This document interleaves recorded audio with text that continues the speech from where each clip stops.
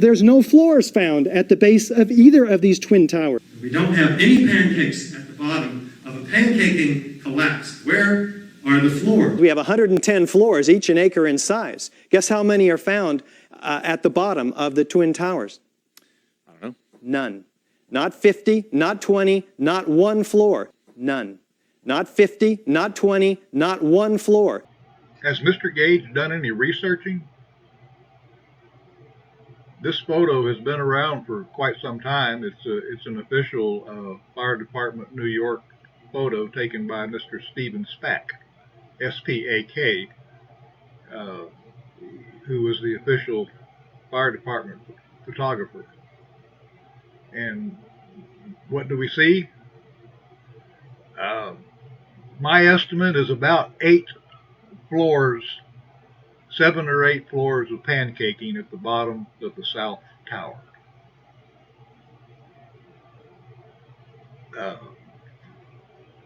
It's hard. It's hard to make out exactly, but you know there's a real clear one right there. We're just seeing the edge. This wooden ramp out here is for a big crane to roll up in here and work this pile, pulling stuff out, and then they get down to the bottom and they go back in a little further. So these edges are not real clear, but you can see there's several floors in here that are pancaked. This is this wall over here is what they call the slurry wall, and it's about 70 feet tall. This looks like it's down at the very bottom right here, and this up here looks like about the top of the slurry wall. So it makes sense that you're looking at about 7 or so floors that are pancaked at the bottom of the South Tower. Now, this pile up here, right here, is the very bottom of all the stuff that came down through the towers to compress these lower floors. We're going to look at that just closer in a minute. But first, let's hear from one of the workers on site. I cut away a section of the wall, or my gang cut away a section of the wall, and we counted 14 floors compressed into 8 feet.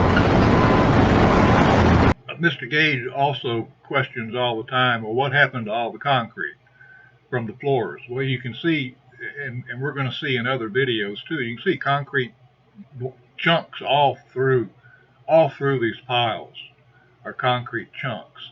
And you can see what a jumbled mess. Now, don't forget, this stuff fell through the towers. A lot of this jumbled mess, and you're going to see more of that here in just a second. But these concrete chunks are scattered all through the piles. And Mr. Gage keeps wondering, well, what happened to it? Well, this is telling us right here that what came down through those towers was a jumbled mess. And this next photo makes it even more clear. Now this is, I'm not sure if this is the North or the South Tower, it's immaterial. But if you want to get an idea of scale, here's the fireman right here. And you can see this mountain of jumbled steel. The top of it goes up here and it goes on up higher. So we've got at least 5 or 6 stories of a big pile of jumbled steel. If you look at this close, there's a part of a stairwell right there to give you an idea of scale.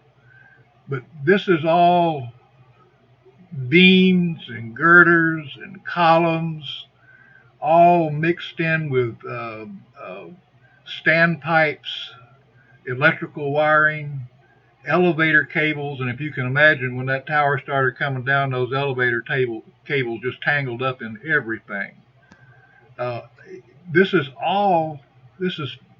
at least 5 floors, And don't forget, you've got another, this is street level, so from here down to that last photo we looked at is 7 more floors to the bottom. So you've got at least 5 floors of piled, jumbled up steel here, and another, what looks like 3 or 4 floors of the same material down below. If you can imagine all this material, this is all steel. Look at it. It's just a jumbled mass of steel. If you can imagine that coming down through the towers, it would be like if you could stretch typewriter paper into, several floors and set a bowling ball on top. You wouldn't even have to drop it. Just gently set it on top. It would just crash right down through the bottom. If you can imagine this mass coming down through those towers in this jumbled state, it's no wonder that all soft material was ground up into little slivers. It's no wonder that the floors were broken up into little chunks of concrete, which we can see scattered all throughout. Everywhere you look, you're going to find little chunks of concrete.